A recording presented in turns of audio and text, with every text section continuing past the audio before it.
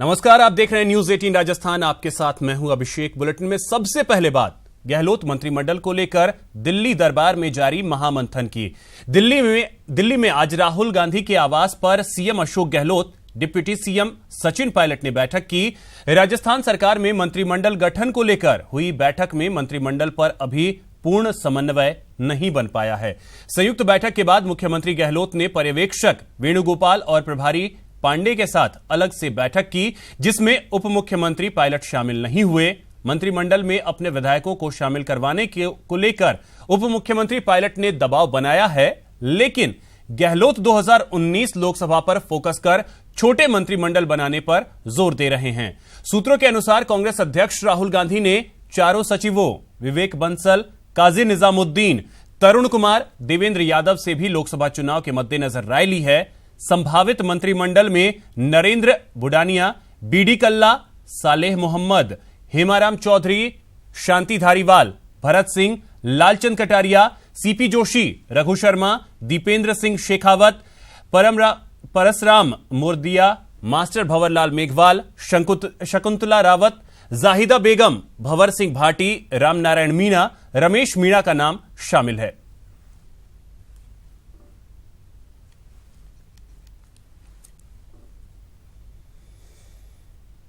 चलिए हमारे सहयोगियों के पास चलते हैं और जानते हैं खबरों को। रबी की फसल के लिए काश्तकार इन दिनों खाद की किल्लत से परेशान हो रहे हैं, जिसके लिए उन्हें दुकानों पर घंटों कतार में खड़ा रहकर अपनी बारी का इंतजार करना उनकी मजबूरी बन चुका है। चित्तौड़गढ़ शहर की खाद की दुकान पर लग रही महिला पुरुषों की यह लाइन किसी चुनाव के मतदान से कम नहीं लग रही है, जहां किसान यूरिया खाद की चाहत में आधार कार्ड लिए अपनी बारी का इंतजार कर रहे हैं।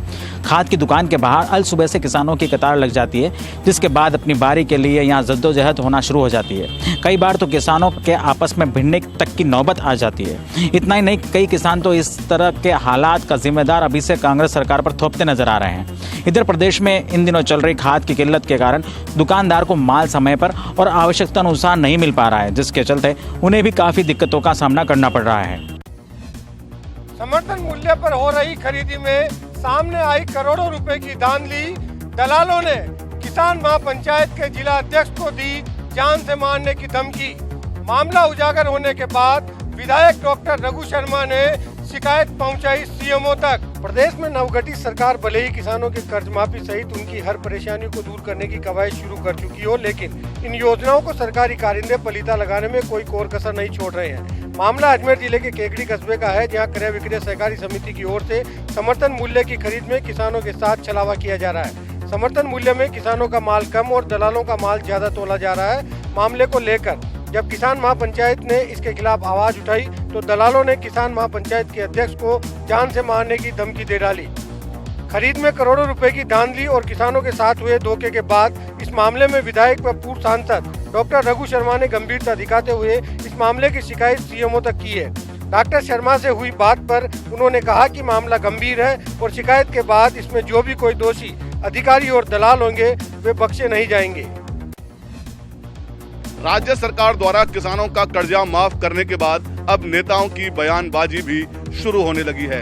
कांग्रेस के विधायक विश्वेंद्र सिंह ने एक बयान में कहा है कि सरकार को उन किसानों का भी कर्जा माफ करना चाहिए जो कि ऋण को चुकाते आ रहे हैं। इसके अलावा भाजपा नेता डॉक्टर शैलेश सिंह ने पत्रकार वार्ता आयोजित कर सरकार पर ऋण माफ करने में भेदभाव करने का आरोप लगाया है। कांग्रेस विधायक विश्वेंद्र सिंह ने कहा कि सरकार को सिर्फ डिफॉल्टर ही नहीं, रेगुलर भुगतान करने वाले ईमानदार किसानों के भी कर्जे माफ करने चाहिए। उन्होंने कहा कि इस संबंध में उन्होंने राज्य के मुख्यमंत्री अशोक गहलोत को अवगत करा दिया है और जल्द ही सीएम से मिलकर किसानों की इस समस्या पर भी बात की जाएगी। इधर दूसरी तरफ भाजपा नेता डॉक्टर शैलेश सिंह ने आज पत्रकार वार्ता आयोजित कर कहा कि सरकार ने कोऑपरेटिव बैंकों के ही किसानों के कर्जे माफ करने की जो घोषणा की है, उससे किसानों में भेदभाव करने की नीति देखने को मिल रही है। उन्होंने कहा कि सरकार चाहती है कि पहले किसान डिफॉल्टर बने और फिर उसका कर्जा माफ किया जाए। उन्होंने कहा कि अब किसान उनके छलावे में नहीं आने वाले और इसका खामियाजा कांग्रेस को लोकसभा चुनावों में भुगतना पड़ेगा। आईपीएस डॉक्टर बीएल मीणा ने आज बीकानेर रेंज आईजी का कार्यभार संभाला। आईपीएस मीणा दिनेश एमएन की जगह बीकानेर रेंज के नए आईजी बनाए गए हैं और उन्होंने कार्यभार संभालते ही बीकानेर रेंज पुलिस लगातार संगठित अपराधों पर नकेल कसती रहेगी। एक वक्त में बीकानेर से एमबीबीएस की डिग्री प्राप्त कर चुके आईपीएस मीणा ने आज दोपहर बाद बीकानेर रेंज आईजी का कार्यभार संभालने के बाद मीडिया से बातचीत में कहा कि नए डीजीपी कपिल गर्ग के निर्देशानुसार रेंज के सभी थानों और चौकियों में आमजन को पुलिस का व्यवहार मधुर मिलेगा। उन्होंने कहा कि आमजन में विश्वास और अपराधियों में भय के स्लोगन पर काम करते हुए बीकानेर रेंज पुलिस का प्रत्येक जवान अपराधियों पर नकेल कसता रहेगा। डॉक्टर बीएल मीणा ने बीकानेर रेंज आईजी का पदभार ग्रहण करते ही रेंज के चारों पुलिस अधीक्षकों से बातचीत की और उनसे उनके जिले के अपराध रिकॉर्ड पर चर्चा की। प्रेस कॉन्फ्रेंस में भी डॉक्टर मीणा ने बीकानेर रेंज के श्रीगंगानगर और हनुमानगढ़ में नशे के सौदागरों पर कार्रवाई करने का विश्वास जताते हुए कहा कि इसके साथ ही अंतर्राज्यीय बॉर्डर और अंतर्राष्ट्रीय बॉर्डर पर भी पुलिस की मुस्तैदी बनी रहेगी। इस दौरान बीकानेर पुलिस अधीक्षक सवाई सिंह गोदारा भी रेंज आईजी के कार्यालय में उपस्थित रहे। आज जीएसटी काउंसिल की बैठक दिल्ली में हुई। इसकी अध्यक्षता केंद्रीय वित्त मंत्री अरुण जेटली ने की। इसमें 33 वस्तुओं पर से टैक्स की दरें कम की गई हैं।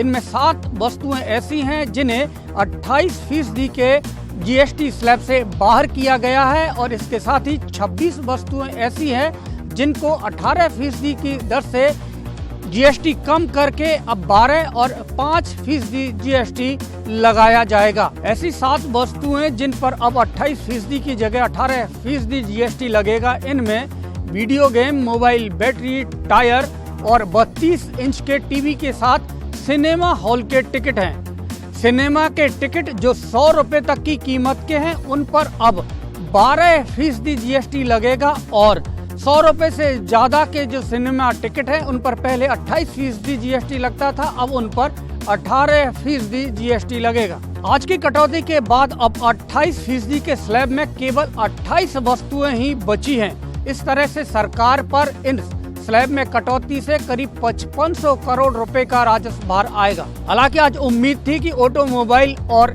सीमेंट पर भी जीएसटी की दर कम हो सकती है, लेकिन सरकार ने सीमेंट और ऑटोमोबाइल पर जीएसटी में कोई राहत नहीं दी है। रियल एस्टेट पर जीएसटी की दरों में बदलाव का फैसला अगली बैठक पर छोड़ दिया गया है। रेल मंत्री पीयूष गोयल आज शाम अपने परिवार के साथ श्री महावीर जी पहुंचे, जहां भगवान जिनेंद्र की पूजा अर्चना कर दर्शन किए और देश की खुशहाली की मनौती मांगी। रेल मंत्री पीयूष गोयल प्रतिवर्ष श्री महावीर जी भगवान जिनेंद्र के दर्शनों के लिए आते हैं। आज शाम जनशताब्दी ट्रेन से श्री महावीर जी पहुंचने पर रेलवे के अधिकारियों व भाजपा कार्यकर्ताओं की ओर से उनका स्वागत किया गया, जिसके बाद रेल मंत्री भगवान महावीर के दर्शन पहुंचे, जहां उन्होंने भगवान के दर्शन का विधि विधान से पूजा अर्चना की तथा आशीर्वाद लेकर मनौती मांगी। इस दौरान भारतीय जनता पार्टी के कार्यकर्ताओं से भी उन्होंने मुलाकात की। भाजपा कार्यकर्ताओं ने हिंडौन सिटी व श्री महावीर जी रेलवे स्टेशन पर सुविधाएं बढ़ाने व ट्रेनों के ठहराव की मांग की। रेल मंत्री के दौरे को लेकर रेलवे के अधिकारी सुबह से ही अलर्ट दिखाई दिए। प्रदेश में सत्ता परिवर्तन के साथ ही बोर्ड व आयोगों में नियुक्ति को लेकर लॉबिंग हुई तेज। प्रदेश की अदालतों में भी एजी, डबल एजी व सरकारी अधिवक्ताओं की नियुक्ति को लेकर लॉबिंग जोरों पर। हालांकि मंत्रिमंडल गठन के बाद ही हो पाएगी इन सभी में नियुक्तियां। प्रदेश में सरकार बदलते ही इस्तीफों का दौर शुरू हो गया है। बोर्ड, आयोग से लेकर प्रदेश की अदालतों में एजी, डबल एजी व सरकारी अधिवक्ता अपने पदों से इस्तीफा दे चुके हैं। ऐसे में अब इन पदों पर काबिज होने के लिए लॉबिंग भी जोरों पर है। भाजपा सरकार में राजस्थान हाई कोर्ट में महाधिवक्ता रहे नरपतमल लोढ़ा 12 दिसंबर को ही अपना इस्तीफा राज्यपाल कल्याण सिंह को सौंप चुके हैं। वहीं इनके साथ ही हाईकोर्ट जोधपुर व जयपुर पीठ के सभी डबल एजी भी इस्तीफा दे चुके हैं। ऐसे में इन पदों पर कौन काबिज होगा, ये चर्चा इन दिनों हाईकोर्ट के गलियारों में आम है। मुख्य रूप से प्रदेश का अगला महाधिवक्ता कौन होगा, ये विषय सबसे ज्यादा रोचक बना हुआ है। हालांकि महाधिवक्ता की दौड़ में 3 नाम प्रमुखता से चल रहे हैं। इनमें सबसे आगे पूर्व महाधिवक्ता वरिष्ठ अधिवक्ता जीएस बाफना है। बाफना 2008 से 2013 के बीच में भी एजी रह चुके हैं और इस बार भी उन्हें प्रबल दावेदार माना जा रहा है। उसके बाद वरिष्ठ अधिवक्ता MS सिंह भी हैं। ये जोधपुर के रहने वाले हैं और पिछली गहलोत शासन में भी ये महाधिवक्ता के दौर में शामिल थे और इस बार पिछले 5 साल में इन्होंने गुलाब कोठारी प्रकरण में मुख्य अधिवक्ता की भूमिका निभाई और ये पूरा प्रकरण भाजपा सरकार के लिए परेशानी बना रहा। वहीं तीसरे नंबर पर वरिष्ठ अधिवक्ता RN माथुर का नंबर आता है। RN माथुर जोधपुर से ताल्लुक रखते हैं। वहीं इनके भाई वर्तमान में इलाहाबाद हाई कोर्ट के मुख्य न्यायाधीश हैं। ऐसे में इन पदों के लिए लॉबिंग काफी तेज हो चुकी है। मेयर से विधायक बनने के बाद अशोक लाहोटी की जगह कौन लेगा, इसको लेकर भाजपा में मंथन तेज हो गया है। आज भाजपा प्रदेश अध्यक्ष ने जयपुर शहर के भाजपा पदाधिकारियों के साथ वर्तमान और पूर्व विधायकों के साथ इस बारे में मंथन किया। मंथन में जो निकलकर सामने आया वो कुछ इस तरह का रहा कि भाजपा के तमाम नेताओं ने और विधायकों ने सर्वसम्मति से सारे अधिकार भाजपा प्रदेश अध्यक्ष मदन लाल सैनी को दे दिए और वही अगले मेयर के लिए नाम की घोषणा करेंगे। बीकानेर के नोखा कस्बे में आज एक बार फिर नकारा बजरी की खान धंस जाने से 2 मकानों को नुकसान हुआ। इन मकानों का पूरा सामान गहरे गड्ढे में धंस गया। मौके पर पहुंचे नोखा विधायक बिहारी लाल बिश्नोई ने अधिकारियों को निर्देश देते हुए पीड़ित परिवार को ढाढ़स बंधाया। आज सुबह कस्बे के वार्ड नंबर 22 में बजरी की खान जमींदोज होने के कारण 40 फीट गहरा खड्डा बन गया, जिससे लोगों में भय का माहौल बना हुआ है। नोखा विधायक बिहारी बिश्नोई ने उपखंड अधिकारी और पुलिस को बुलाकर पीड़ित परिवार को सुरक्षा के प्रबंध करने के निर्देश दिए हैं। इस दौरान विधायक बिश्नोई ने बताया कि हाईकोर्ट के आदेश के बावजूद 14 साल बाद भी इस इलाके में पालिका द्वारा सीवरेज का पानी छोड़ा जा रहा है, जिसके कारण सैकड़ों परिवारों का जीवन खतरे में बना हुआ है। उन्होंने पीड़ित गरीब परिवार के लिए नगर पालिका द्वारा संचालित रैन बसेरे में रहने खाने पीने की व्यवस्था के निर्देश उपखंड अधिकारी को दिए हैं। विद्युत विभाग के अधिकारियों की लापरवाही से मेवात इलाके के करीब 1 दर्जन गांव में पिछले 5 दिनों से अंधेरा छाया हुआ है, तो वहीं विद्युत लाइन को अपने गांव में ले जाने को लेकर गांव के लोगों में आपस में तनाव भी बना हुआ है। मेवात के कामा इलाके के सहसन, भंडारा, ऊंदन सहित अन्य गांव से आने वाले सोमा का फीडर पर कुछ गांव के लोगों ने अपना कब्जा कर लिया है और दूसरे गांव की लाइट काटकर अपने गांव में सप्लाई देनी शुरू कर दी है। इतना ही नहीं, गांव के लोग विद्युत के तारों को तोड़कर ले गए हैं तथा विद्युत पोल भी जमीन से उखाड़ दिए हैं, जिससे कई गांव के लोगों में आपस में तनाव बना हुआ है। तनाव की सूचना विद्युत विभाग के अधिकारियों तक पहुंच गई है, लेकिन विभाग के अधिकारी कोई ध्यान नहीं दे रहे हैं। समय रहते अधिकारियों ने ध्यान नहीं दिया तो तनाव और भी बढ़ सकता है। उदयपुर में MPUAT का 12वां दीक्षांत समारोह आज हुआ आयोजित। राज्यपाल कल्याण सिंह की अनुपस्थिति में कुलपति उमाशंकर शर्मा ने 807 विद्यार्थियों को प्रदान की डिग्रियां, तो राजस्थानी वेशभूषा में आए विद्यार्थी भी अपने सपनों को पूरा होता देख खिल उठे। उदयपुर के महाराणा प्रताप कृषि एवं प्रौद्योगिकी विश्वविद्यालय का आज 12वां दीक्षांत समारोह आयोजित हुआ। सुखाड़िया विश्वविद्यालय के विवेकानंद सभागार में आयोजित हुए समारोह में मुख्य अतिथि ICR के ADG अभय कुमार व्यास थे, तो वही कार्यक्रम की अध्यक्षता MPUAT के कुलपति प्रोफेसर उमाशंकर शर्मा ने की। दीक्षांत समारोह के दौरान विभिन्न संकाय के 807 विद्यार्थियों को उपाधियां प्रदान की गई। समारोह में 606 विद्यार्थियों को स्नातक, 135 विद्यार्थियों को स्नातकोत्तर और 66 विद्यार्थियों को विद्या वाचस्पति की उपाधि प्रदान की गई। इस मौके पर सिटी AE के 2 विद्यार्थियों को MTech और 2 को BTech में उत्कृष्ट प्रदर्शन करने पर जैन इरिगेशन मेडल दिया गया। साथ ही इस बार कुलाधिपति स्वर्ण पदक फिशरीज कॉलेज के रवि कुमार पटेल को दिया गया। राजस्थानी वेशभूषा में आए सभी विद्यार्थी अपनी डिग्रियां पाकर खुशी से खिल उठे। राजस्थान के पूर्व मुख्यमंत्री स्वर्गीय हीरालाल देवपुरा की 14वीं पुण्यतिथि के मौके पर राजसमंद के केलवाड़ा स्थित उनकी समाधि स्थल पर पहुंचकर कांग्रेस कार्यकर्ताओं ने देवपुरा को पुष्पांजलि अर्पित कर श्रद्धांजलि दी। पूर्व मुख्यमंत्री स्वर्गीय हीरालाल देवपुरा की आज 14वीं पुण्यतिथि है। कांग्रेस नेताओं ने केलवाड़ा स्थित उनकी समाधि पर पहुंचकर पुष्पांजलि अर्पित कर देवपुरा को श्रद्धांजलि दी।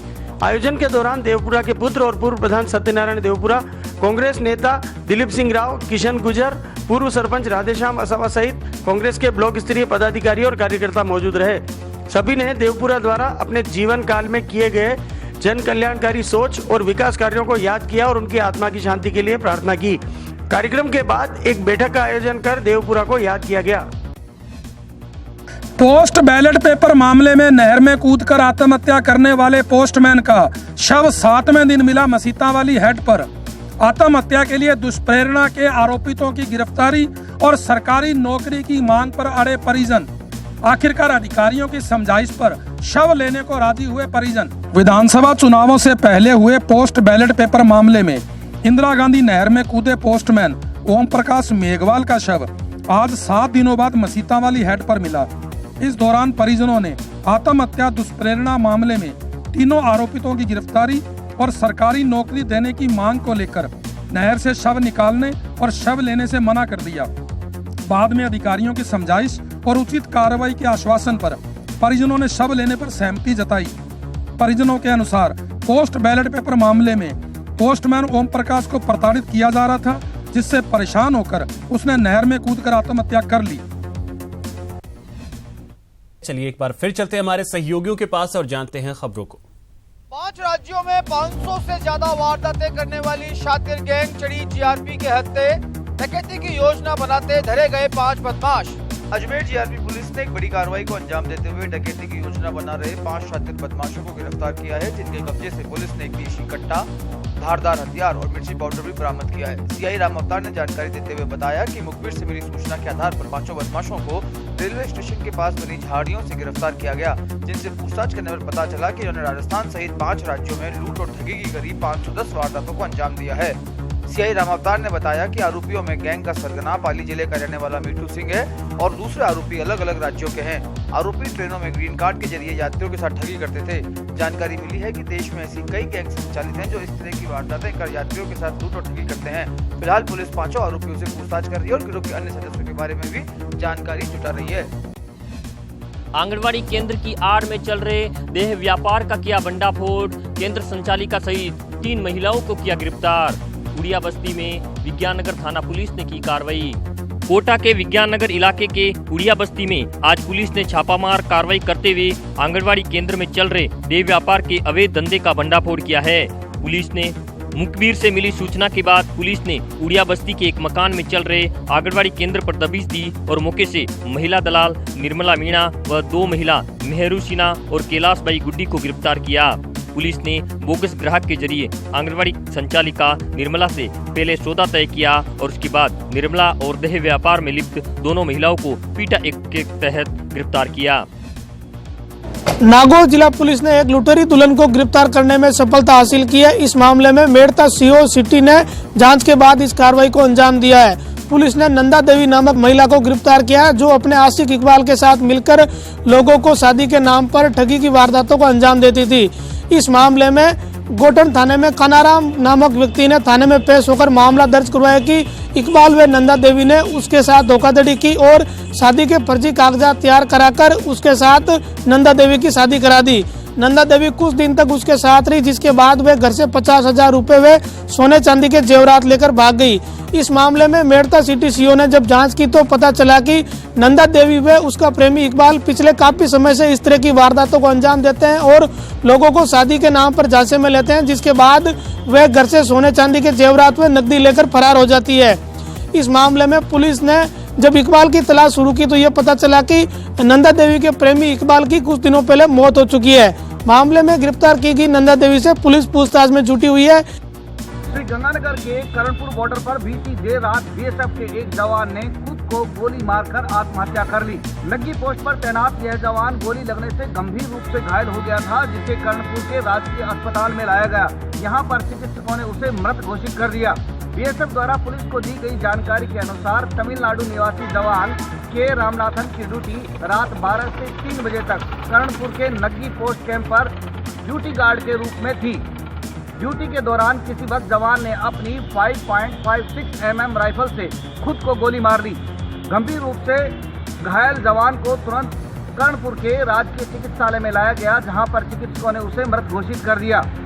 बीएसएफ की 91वीं वाहिनी डी कंपनी के गुरुपति ने कर्णपुर थानाधिकारी को एफआईआर के लिए पत्र दिया है।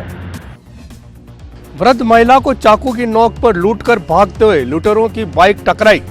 एक लुटेरे की हुई मौके पर मौत, एक हुआ घायल। लूट की वारदात में वृद्धा भी हुई गंभीर रूप से घायल। आक्रोशित ग्रामीणों ने लुटेरों की बाइक को लगाई आग। लूट की वारदात में घायल सोपरा की 60 वर्षीय लादी ने कहा कि मैं घर से खेत पे काम करने जा रही थी कि दो मोटरसाइकिल युवकों ने भेरूजी के कुएं का रास्ता पूछकर मुझे रोका और चाकू निकालकर मुझे जमीन पर पटक दिया और मैंने विरोध किया तो मेरे हाथ को चाकू से काट दिया और मेरे गले से सोने का आभूषण छीन लिए। इसी दौरान मेरे चिल्लाने पर कुछ आसपास के लोग वहां आ गए और उधर लूट को अंजाम देने के बाद मोटरसाइकिल से भाग रहे लुटेरे अपने पीछे ग्रामीणों को देखकर तेजी से गाड़ी चला रहे थे कि वो विद्युत पोल से टकरा गए, जिससे एक लुटेरे की मौके पर ही मौत हो गई, दूसरा गंभीर रूप से घायल हो गया। आक्रोशित ग्रामीणों ने उनकी मोटरसाइकिल को आग के हवाला कर दिया। बलिया थाना पुलिस ने मृतक की पहचान उत्तर प्रदेश के गाजियाबाद निवासी वीरेंद्र सिंह और घायल नरेंद्र के रूप में की है। ये दोनों ही सगे भाई थे। सरिस्का टाइगर रिजर्व में एक साथ 3 शावकों के जन्म से वन्यजीव प्रेमियों में खुशियों की लहर है।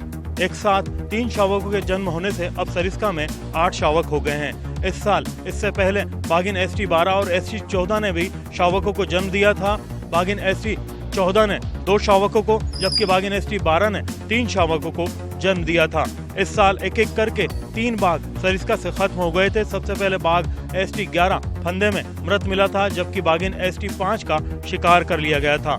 बाघ ST4 टेरिटोरियल फाइट में मारा गया था। उसके बाद में 3 अलग अलग बाघिनों ने जब शावकों को जन्म दिया है तो सरिस्का एक बार फिर शावकों से गुलजार हो गया है। फिलहाल सरिस्का में 8 बाघ शावक एक साथ मौजूद हैं और वन विभाग ने सरिस्का के अंदर बाघों की सुरक्षा के लिए मुस्तैदी बढ़ा दी है। वहां पर अतिरिक्त कैमरा ट्रैप लगा करके बाघों की सुरक्षा और निगरानी की जा रही है। वन विभाग ने स्टाफ को भी खासी सतर्कता बरतने के आदेश दे दिए हैं। मुकुंदरा टाइगर रिजर्व में आई बाघिन को आज मिला खुला जंगल। वन विभाग ने हार्ड रिलीज करते हुए बाघिन को छोड़ा खुले जंगल के लिए। रणथंभौर से मुकुंदरा में एक और बाघिन को किया जाएगा शिफ्ट। वन विभाग जुटा तैयारियों में। वन विभाग ने आज मुकुंदरा टाइगर रिजर्व में 4 दिन पहले रणथंभौर नेशनल पार्क से लाकर शिफ्ट की गई T106 बाघिन का नामकरण MT2 करके उसे 28 हेक्टेयर एनक्लोजर से 8000 हेक्टेयर के बड़े एनक्लोजर में छोड़ने के लिए 28 हेक्टेयर के एनक्लोजर का गेट ओपन करके बाघिन को खुले जंगल में स्वच्छंद विचरण करने के लिए हार्ड रिलीज कर दी है। ऐसे में बाघिन को अब खुला जंगल मिल गया है।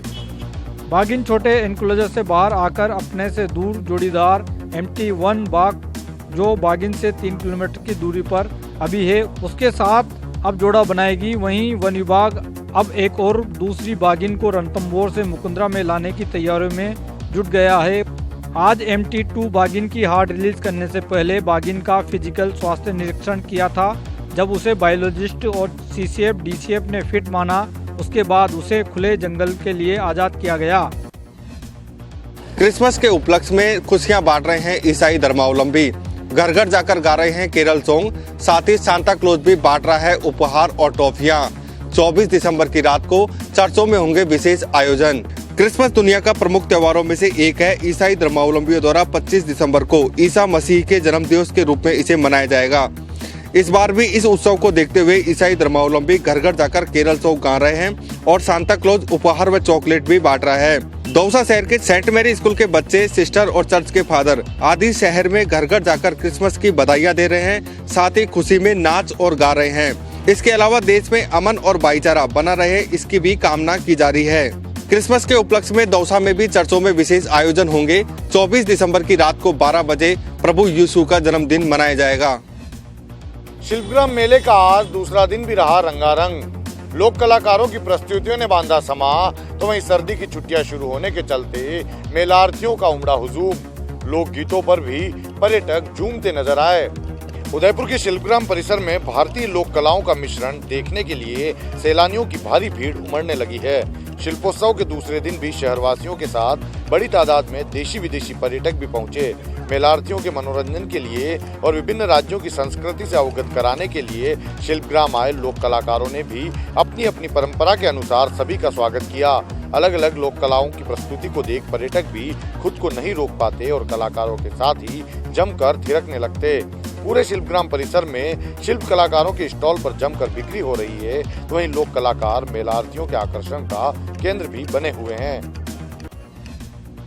गुजरात के गांधीनगर में बीजेपी राष्ट्रीय महिला मोर्चा का 2 दिवसीय अधिवेशन संपन्न हुआ। पीएम मोदी ने अधिवेशन को संबोधित करते हुए कहा कि देश की महिलाओं ने न्यू इंडिया के निर्माण में अग्रणी भूमिका निभाई है। पीएम मोदी ने इस मौके पर केंद्र सरकार की अधिकतर योजनाओं का जिक्र किया। साथ ही ये भी बताया कि सरकार ने देश की आधी आबादी को केंद्र में रखते हुए कई योजनाओं को अमली जामा पहनाया। अधिवेशन में सरकार के 4.5 साल के काम को गिनाते हुए पीएम मोदी ने महिला कार्यकर्ताओं से योजनाओं को जन जन तक पहुंचाने की अपील की। बता दें कि शुक्रवार और शनिवार को चले इस अधिवेशन में महिला केंद्रीय मंत्री और बीजेपी शासित राज्यों की महिला मंत्रियों समेत सभी राज्यों की बीजेपी महिला कार्यकर्ताओं ने हिस्सा लिया। इस अधिवेशन में मोदी सरकार के 4.5 साल के दौरान महिलाओं के लिए बनी योजनाओं पर एक किताब का विमोचन भी हुआ।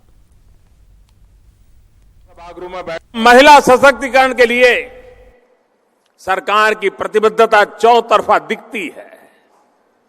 राजनीतिक जीवन हो, आर्थिक जीवन हो या फिर सामाजिक जीवन, महिलाओं के लिए ऐसे बहुत से काम हैं जो पहली बार इसी सरकार के दौरान हुए हैं।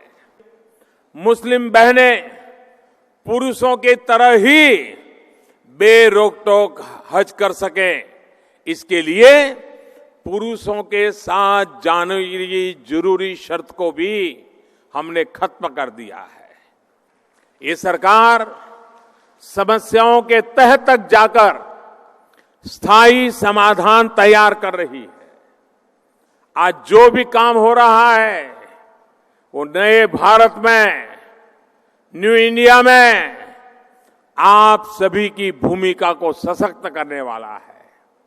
जो राजनीतिक दल दशकों तक सत्ता में रहे और सामाजिक परिवर्तन, महिलाओं को लेकर सोच में बदलाव के लिए सिर्फ और सिर्फ समय का इंतजार करते रहे, वो अब भी वादे करने में ही लगे रहते हैं। आप जैसे करोड़ों समर्पित कार्यकर्ताओं का ही कमाल है कि आज भाजपा पर पंचायत से लेकर के पार्लियामेंट तक देश के जन जन का विश्वास बना है। जयपुर में आज क्षत्रिय युवक संघ का 73वां स्थापना दिवस मनाया गया, जिसमें क्षत्रिय समाज के सैकड़ों लोगों ने हिस्सा लिया। क्षत्रिय युवक संघ की स्थापना टन सिंह ने 1946 में की थी और तब से ये कार्यक्रम हर साल मनाया जाता है। राष्ट्रीय स्वयंसेवक संघ की तर्ज पर क्षत्रिय युवक संघ की भी शाखाएं लगती हैं।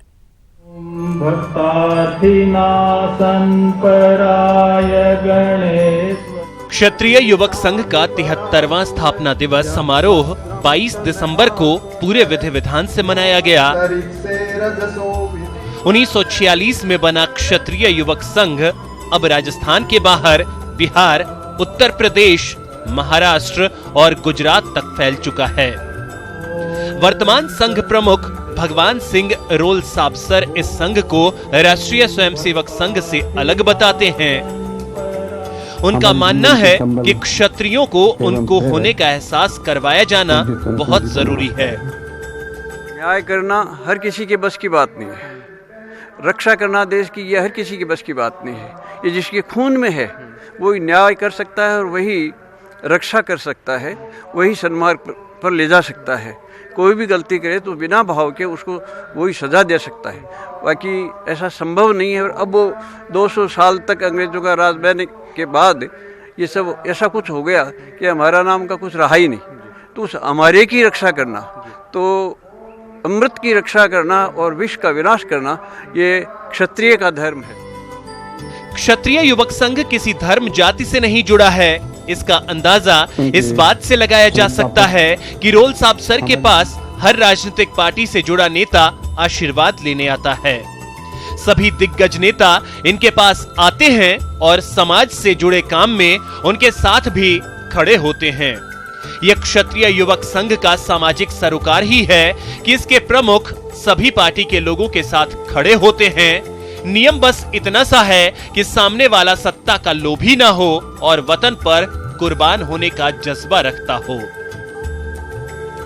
मैं कोई भेदभाव करता नहीं हूँ। क्षत्रिय जाति में काम करता हूँ, क्षत्रिय एक वर्ग है, जाति नहीं। तो एक वृत्ति है, ऐसा कहना चाहिए, जिसके खून में ये जो मैंने आपको बताई वो सब है, और वह बिना भेदभाव के वो कर सकता है तो केवल क्षत्रिय ही कर सकता है। तो मैं न कांग्रेस में भेद करता, न कम्युनिस्ट पार्टी में भेद करता, जो भी हैं आखिर तो भारतवर्ष के लोग हैं, हमको श्रेष्ठ आदमी को चुनना चाहिए। क्षत्रिय युवक संघ के दरवाजे महिलाओं, युवाओं, बच्चों और बुजुर्गों सभी के लिए खुले हैं। क्षत्रिय युवक संघ मानता है कि मुगलों और अंग्रेजों के समय उनकी एकजुटता के अभाव में देश आतताइयों के हाथों में चला गया और अब ऐसी भूल दोबारा ना हो, इसीलिए शाखाओं में सबको साथ लेकर चलने का आह्वान किया जाता है। जल जल कर उठने वालों को। रोल साबसर के मुताबिक क्षत्रिय युवक संघ धर्म से आगे राष्ट्र को लेकर चलने का नाम है। न्यूज़ 18 राजस्थान के लिए जयपुर से आसिफ खान की रिपोर्ट। इसी के साथ इस बुलेटिन में फिलहाल इतना ही। नमस्कार।